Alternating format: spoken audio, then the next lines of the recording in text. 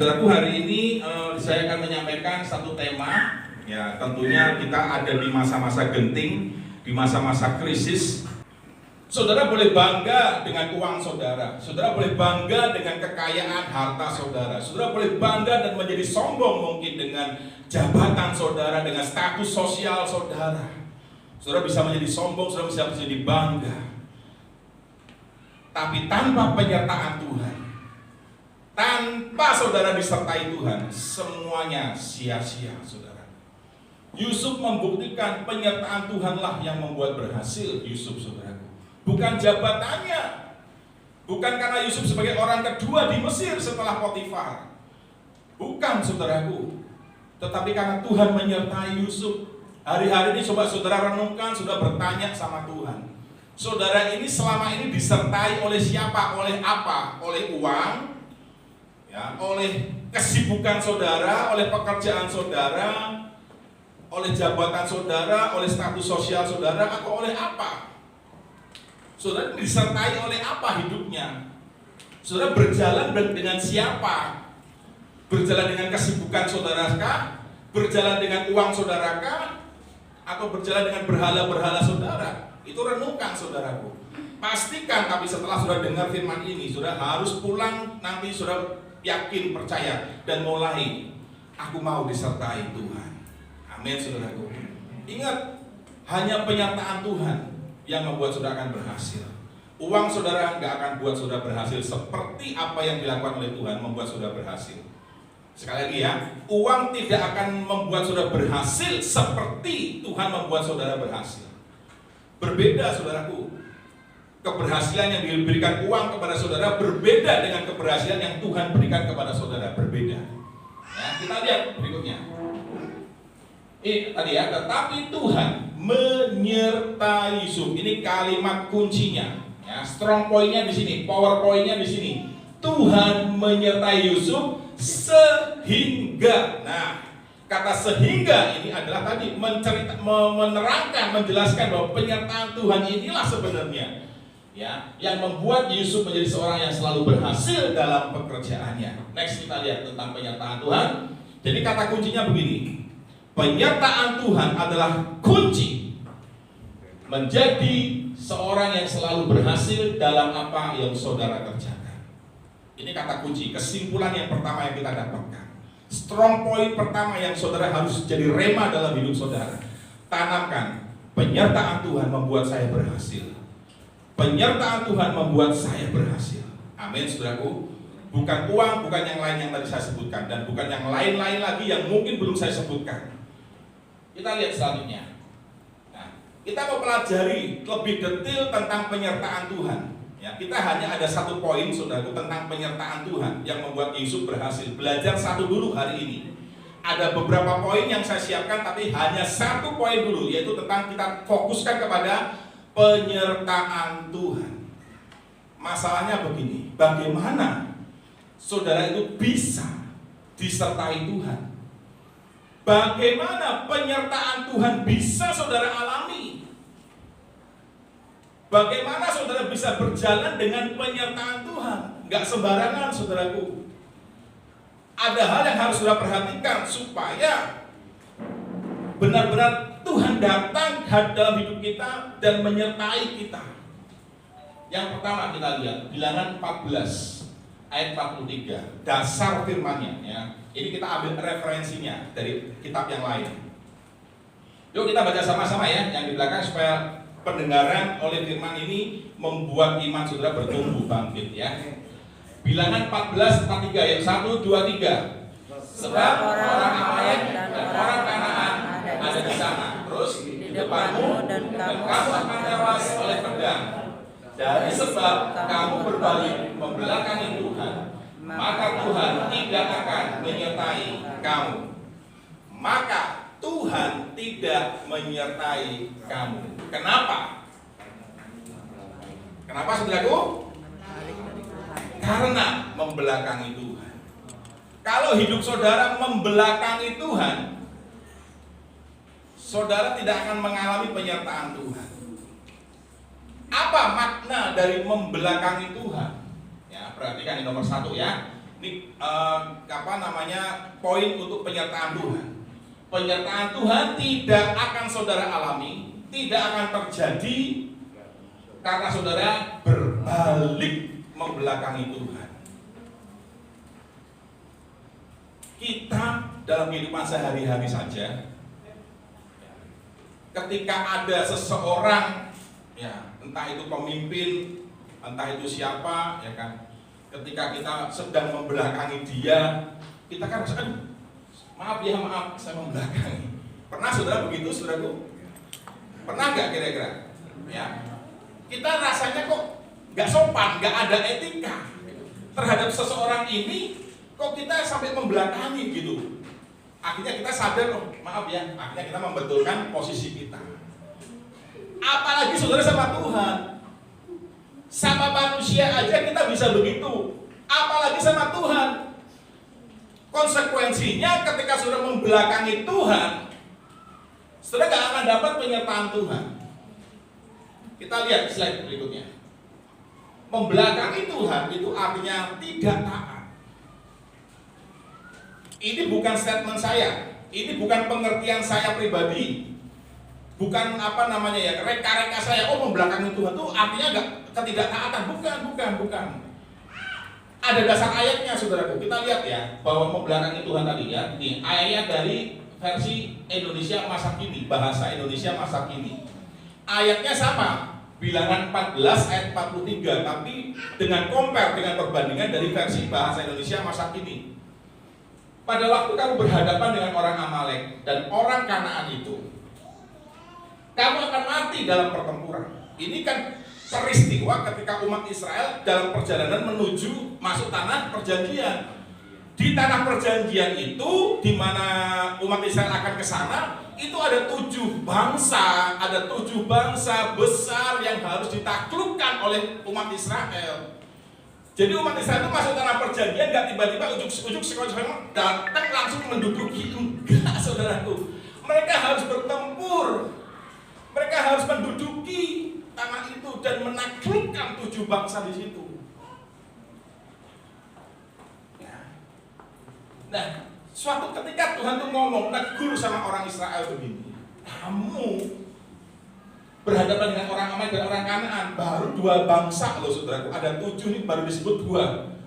Kamu akan mati dalam pertempuran. Loh kenapa?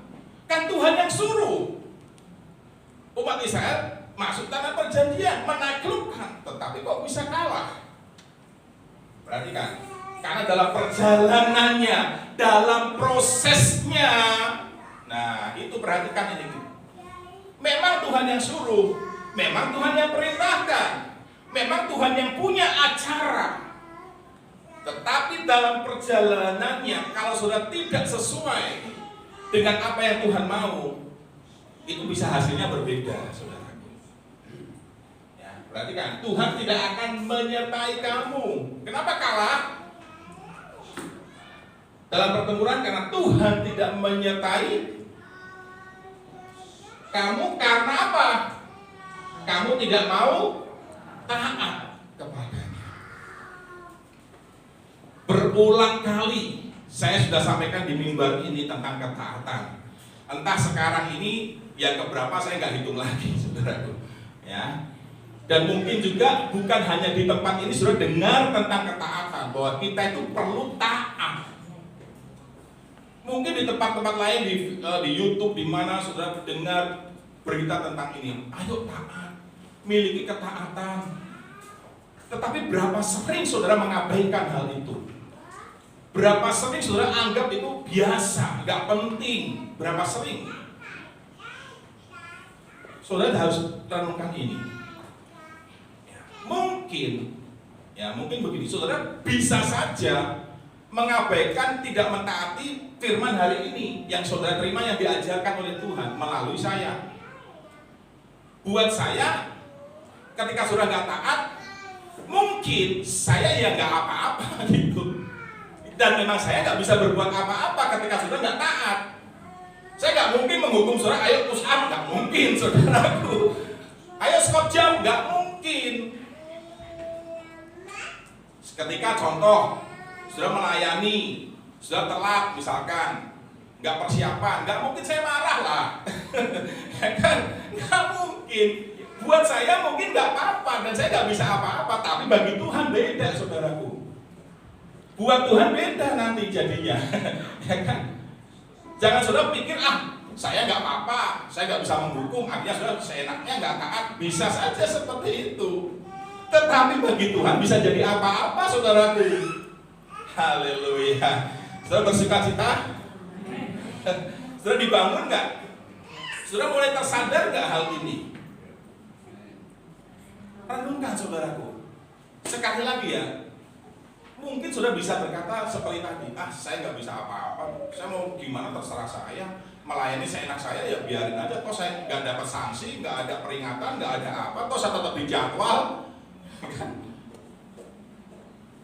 Tapi bagi Tuhan, yang penting bukan buat saya nggak apa-apa, tapi bagi Tuhan bisa jadi apa-apa, saudaraku. Ayatnya perhatikan ya. Next berikutnya. Ketidaktaatan itu akan mendapatkan balasan yang setimpal. Ini ayatnya. Ibrani 2. Yuk baca sama-sama ya. Yang belakang juga baca. 1, 2, 3. Sebab kalau firman yang dikatakan dengan kerantaran malaikat-malaikat tetap berlaku, dan setiap pelanggaran dan ketidaktaatan mendapat balasan yang setimpal. Ini kata firman Tuhan, saudaraku ya. Ketaatan itu satu, pelanggaran. Ini pelanggaran. Ketika sudah nggak taat, surga sempit. Mungkin ada peringatan-peringatan tertentu. Nanti kalau dalam dunia sepak bola 2 kali kartu kuning langsung kartu merah, saudaraku. Ya kan? Peringatannya lebih keras pasti. Kalau sepak bola keluar lapangan, nggak boleh main, ya kan? Akhirnya rugi timnya, hanya main 10 orang. Ya. Ini perhatikan. 1, ketidaktaatan merupakan sebuah pelanggaran. Yang kedua, ketidaktaatan akan mendapat balasan yang setimpal.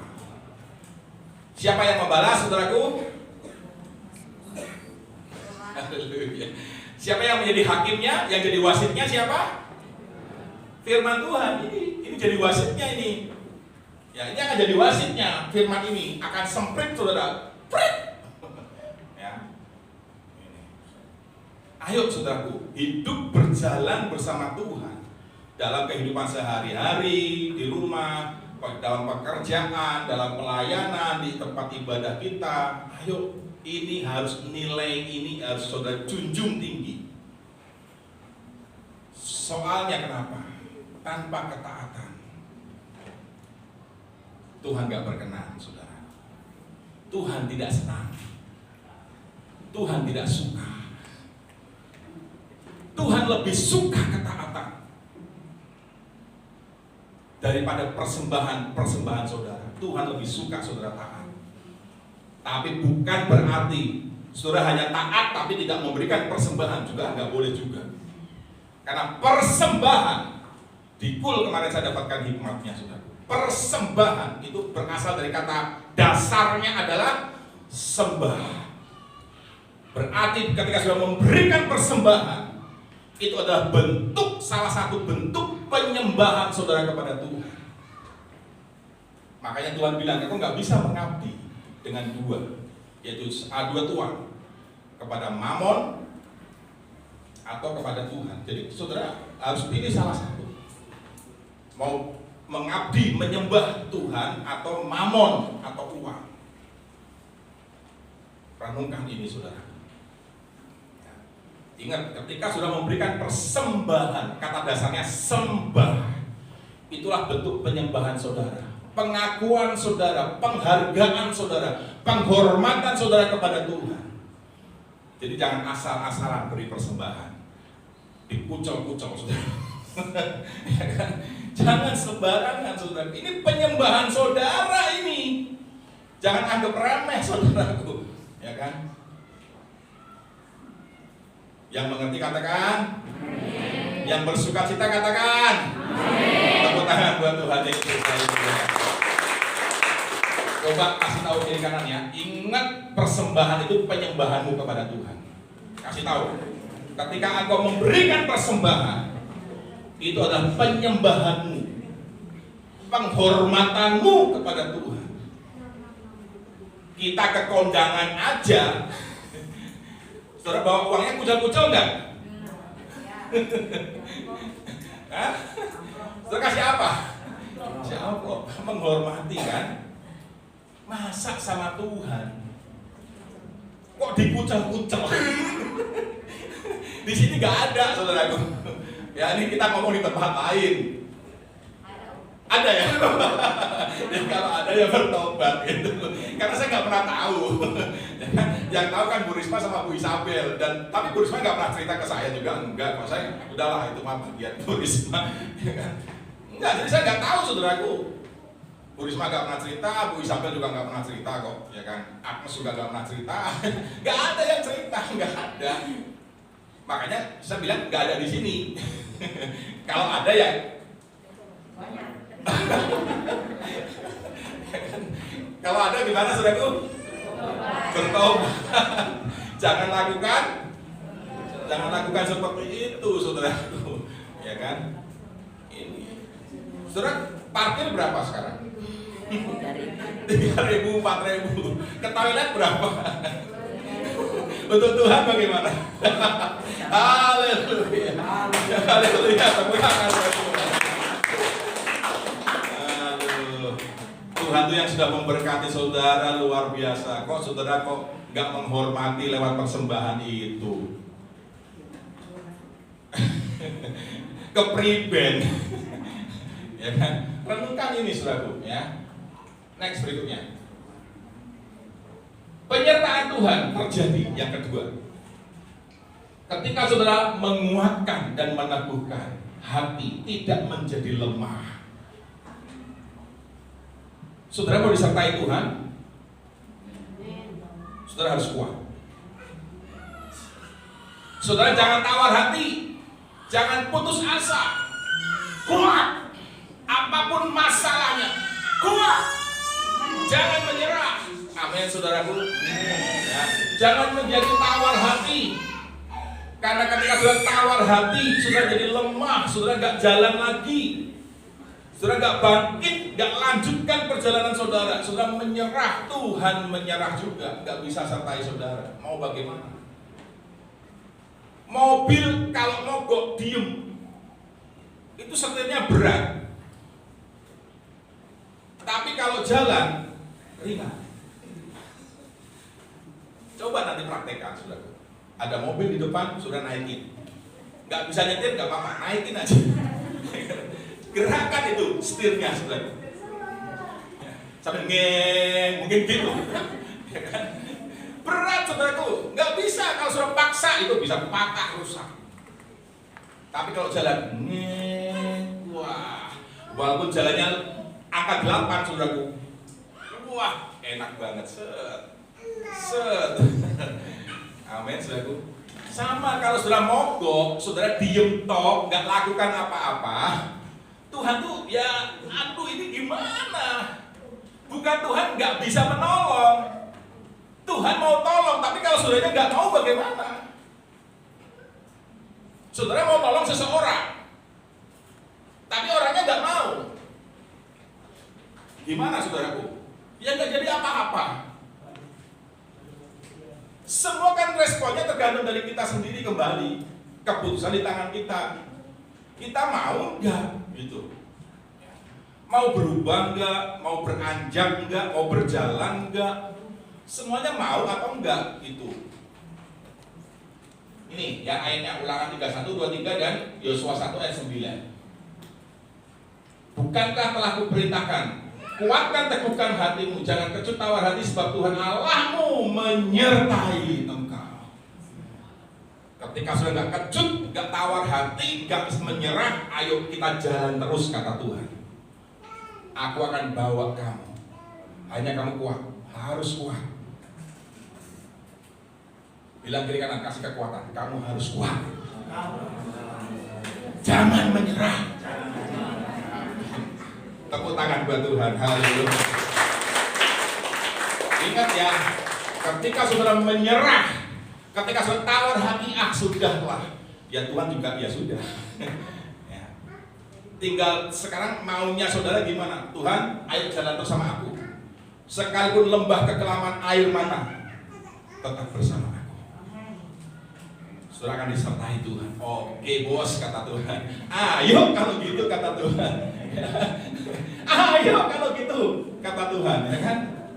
Diayoin sama Tuhan, saudaraku. Asal saudara nggak menyerah,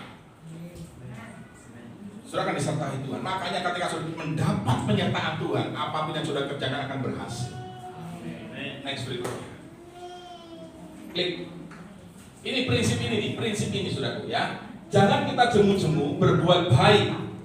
Apabila sudah datang waktunya, kita akan menuai jika kita tidak menjadi lemah. Ini prinsipnya sama. Prinsipnya, walaupun ini konteksnya konteks berbuat baik ya, tapi prinsip ini loh berlaku ini. Apabila sudah datang waktunya, kita akan menuai.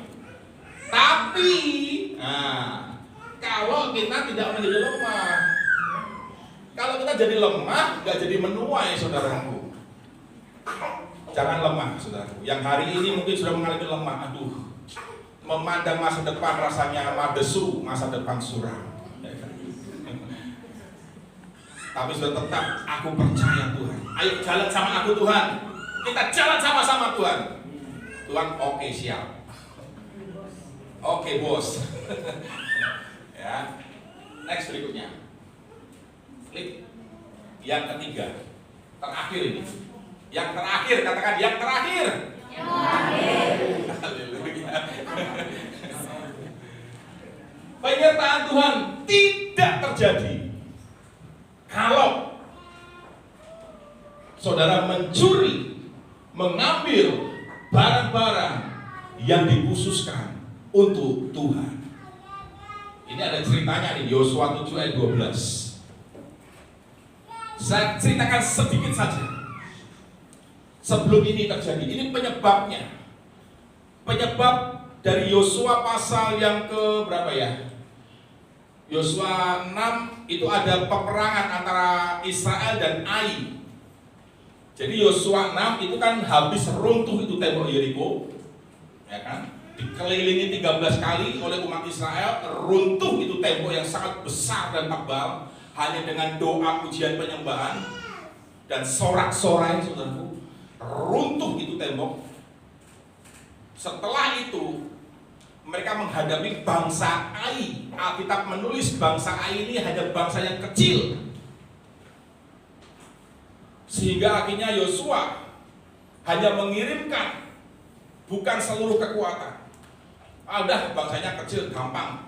Yosua hanya kirim berapa tuh, saya lupa tuh ya, 3.000 atau 300 ya, saya lupa, 3.000 kalau nggak salah ya. Hanya kirim sedikit pasukan. Apalagi ada euforia, wah kebanggaan, wah Yeriko berhasil kita runtuhkan. Apalagi ini hanya bangsa Ai yang kecil. Singkat cerita, perang dengan bangsa yang kecil, kalah, saudaraku, dipermalukan, saudara. Bangsa Israel kalah. Yosua sebagai pemimpin sujud di depan Tuhan. Tuhan menangis. Tuhan jawab. Kenapa itu bisa terjadi? Ini penyebabnya. Tuhan kasih tahu ada satu orang namanya Achan. Achan, A-K-H-A-N, A-K-H-A-N, Achan. Nah, dia mencuri, dia menyembunyikan bagi dirinya barang-barang yang dikhususkan untuk Tuhan. Ketika menang, mendapat jarahan, ya kan mereka kalau perang menang itu mereka menjarah Tuhan, ya barang-barang itu disita, saudara, oleh yang menang. Ketika itu bangsa Israel ada rampasan-rampasan, ada jarahan-jarahan, dan itu tidak boleh semuanya dipakai untuk umat Israel. Tuhan bilang harus ada yang dikhususkan untuk aku, kata Tuhan. Tetapi ada satu orang, perhatikan ya, hanya satu orang, tetapi mengakibatkan kekalahan seluruh bangsa, saudara. Wow, mengerikan.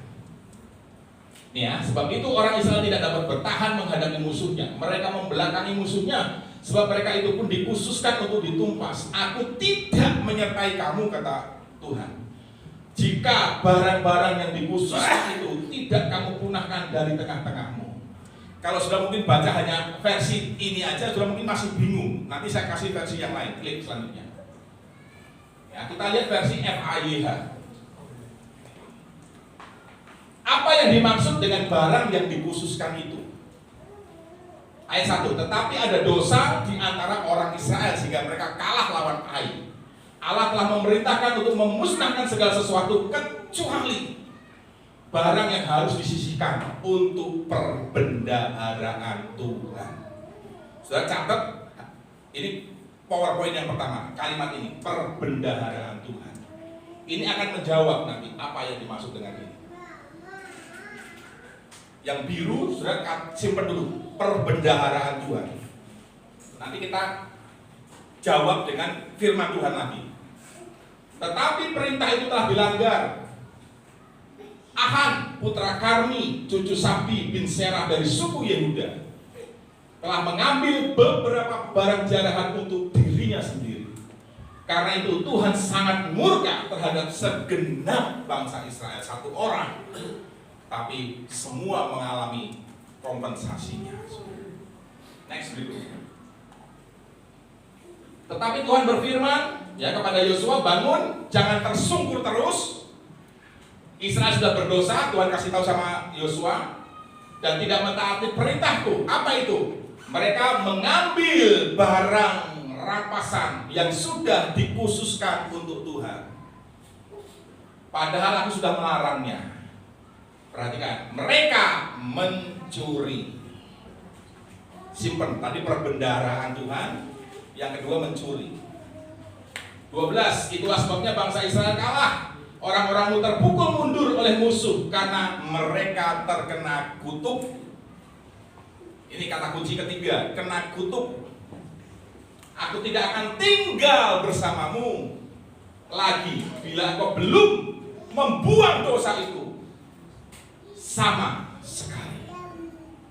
3 kata kunci ya, dosanya yang dilakukan oleh Ahan, satu orang saja, tapi mengakibatkan semua kalah. Perbendaharaan Tuhan, apa tadi? Mencuri dan kena kutuk. Next berikutnya. Oke, kita lewat saja. Kita lihat jawaban dari Maleaki, saudara. Tadi yang 3 kata tadi. Sejak zaman nenek moyangmu, kamu telah menyimpang dari ketetapanku dan tidak memeliharanya. Kembalilah kepadaku, kata Tuhan, maka aku akan kembali kepadamu. Firman Tuhan semesta alam. Tetapi kamu berkata, Tuhan ngomong, ayo kembali. Walaupun sejak nenek moyangmu memberontak, gak taat, tapi kamu ayo kembali sama aku, gak apa-apa. Aku juga akan kembali kepadamu. Tetapi kamu berkata, dengan cara bagaimana? Umat Israel tanya, caranya bagaimana aku kembali kepadamu, Tuhan? Ayat 8, Tuhan jawab dengan sebuah pertanyaan. Bolehkah manusia menipu Allah? Tambah kaget umat Israel, menipu? Emang kami menipu apa?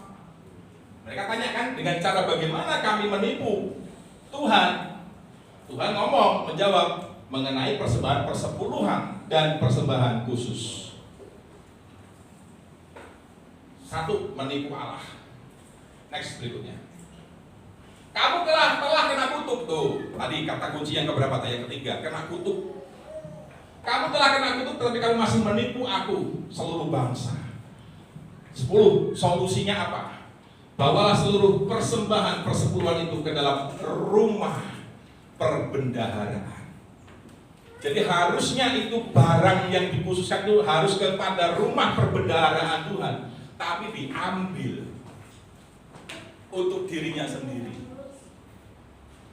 Supaya persediaan makanan di rumahku, supaya ada persediaan makanan di rumahku. Dan ujilah aku. Tuhan hanya ngomong begini, uji aku, kata Tuhan. Tuhan berani ngomong loh. Hai jemaat, uji aku, kata Tuhan.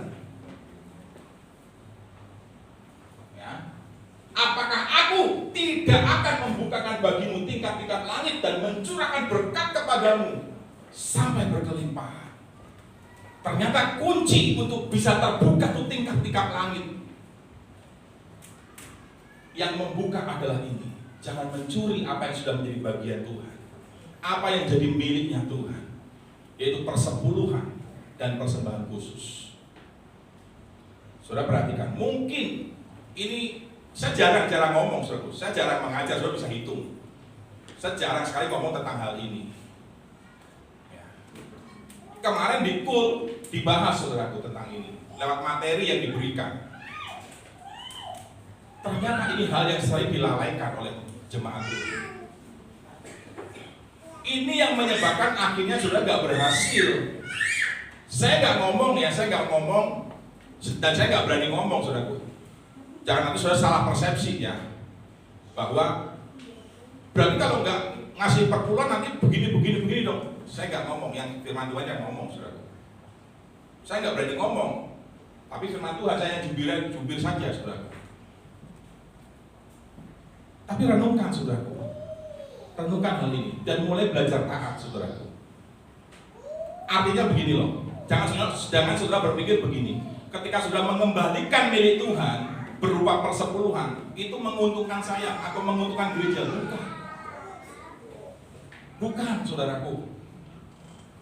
Tapi itu menguntungkan diri saudara sendiri. Amin, saudaraku. Itu menguntungkan saudara sendiri. Itu kan Tuhan bilang, ketika sudah mengembalikan, gak mencuri miliknya Tuhan yang dikhususkan, Tuhan akan buka tingkat langit berkat di atas hidupmu. Ya, ini saudara kuncinya. Ada nggak next slide-nya? Ada nggak? Nah ini, aku akan menghadapi belalang pelahap. Belalang apa lagi tadi? Ada lagi ya. Nah, supaya jangan dihabisi hasil tanahmu, pohon anggurmu tidak berbuah. Segala bangsa akan menyebut kamu berbahagia. Mungkin saudara nggak pernah diajar, belum pernah mendengar tentang ini, tapi hari ini saudara mendengar. Atau mungkin sudah berkali-kali mendengar, tapi belum juga taat. Nggak apa-apa, saya nggak rugi, sekali lagi, ya kan? Saudara yang rugi. Saya nggak bisa apa-apa, saya nggak mungkin marah, saudaraku. Ya seperti di awal tadi saya bilang, tapi bisa jadi apa-apa di hadapan Tuhan. Saya mengasihi saudara. Saya ingin hidup saudara berbahagia. Hidup saudara diberkati.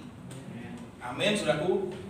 Gak banyak hal-hal yang merugikan saudara. Ada pagar perlindungan dari Tuhan atas berkat yang Tuhan percayakan kepada saudara. Tadi kan, aku akan menghabis bagimu belalang. Belalang itu kan habisin hasil panen, saudaraku. Tapi Tuhan pagari. Belalang mau datang, Tuhan habis, pergi. Kamu nggak boleh belalang makan ini. Ini milik anakku. Tuhan bela saudaraku. Amin. Kemarin pun sebagai saksian penutup, saya tuh bersyukur ya, Tuhan tuh luar biasa ya, memelihara kami, saudara. Menjelang saya mau berangkat ke Ungaran hari ini, Tuhan tuh siapkan dananya, saudara. Ada masih diingat, saya bersyukur sekali. Itu karena Tuhan, saudara. Kalau bukan karena Tuhan nggak mungkin. Tapi apakah saya lupa? Enggak, saudara. Selalu setiap saya dapat berkat, 10% pasti saya sisihkan. Belum dipotong apa-apa. Persembahan kasih saya pun, saudara, belum dipotong listrik, belum dipotong apa, langsung saya potong 10%. Saya langsung bawa ke perbendaharaan rumah Tuhan. Itulah yang menyebabkan pemeliharaan Tuhan itu luar biasa. Amin, saudaraku. Saudara nggak akan kekurangan mengembalikan miliknya Tuhan. Seringkali kan kita berpikir, nanti cukup apa? Untuk diriku aja kurang, masa harus dikembalikan kepada Tuhan? Itu pikiran lama, saudaraku. Itu cara dunia. Ikuti cara Alkitab, saudaraku. Tuhan bisa buka jalan di padang gurun. Kan Tuhan bilang, aku akan buat jalan di padang gurun, kata Tuhan. Apa yang gak pernah kau pikirkan, apa yang gak pernah timbul di hati, apa yang gak pernah kau dengar di telinga, Tuhan sediakan bagi yang mengasihi Tuhan. Nah, ini. Masalahnya sudah mengasihi Tuhan enggak? Dengan cara apa tadi? Persembahan saudara, persepuluhan saudara ada enggak? Gereja ini 7 tahun saudara, nanti Desember. Ya ini hanya 2 bulan terakhir aja. Ini bulan apa? Oktober, September, Agustus. Agustus itu hanya 8 orang yang mengembalikan milik Tuhan. Bulan September hanya 8 orang. Hanya berapa persen coba saudara? Ini sekali lagi jangan salah sangka ya. Saya nggak minta persepuluhan itu. Saudara nggak ngasih pun saya nggak rugi. Amin. Ya. Saya nggak apa-apa. Sayanya nggak apa-apa. Tapi Tuhannya nanti apa-apa gimana saudaraku? Saya pun ajar Livi dan sejak TK saudaraku, kembalikan miliknya Tuhan. Dari mana uang saku sekolah? Sehari dapat berapa? Sisihkan. Sebulan berapa? Kalau merasa sayang tiap bulan, wah rasanya kok besar ya tiap bulan ya. Tiap minggu, nggak apa-apa saudaraku. Biasanya kan orang, wah besar sekali sayang. Akhirnya nggak jadi mengembalikan. Makanya caranya gimana? Setiap minggu, biar nggak kelihatan besar. Amin saudaraku. Wah, aminnya lemes. Mau diberkati? Nah, kuncinya apa? Kembalikan miliknya Tuhan. Kasih tahu kiri kanan, ayo jangan curi miliknya Tuhan. Jangan curi miliknya Tuhan. Amin saudaraku. Saudara mencuri teman sebelah saudara, gimana? Dompet saudara ketinggalan. Saudara tahu nih, wah tadi sebelah saya sini ngambil misalkan. Gimana saudara rasanya? Saudara nyuri milik orang lain, teman saudara, gimana saudara? Ada sanksinya enggak? Ada. Apalagi miliknya Tuhan. Kiranya semua memberkati saudara. Saudara lebih dapat pencerahan.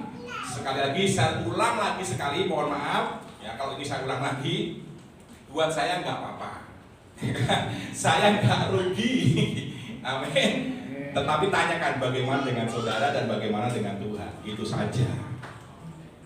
Yang bersuka cita boleh katakan amin. Tepuk tangan buat Tuhan. Tuhan Yesus memberkati kita. Haleluya.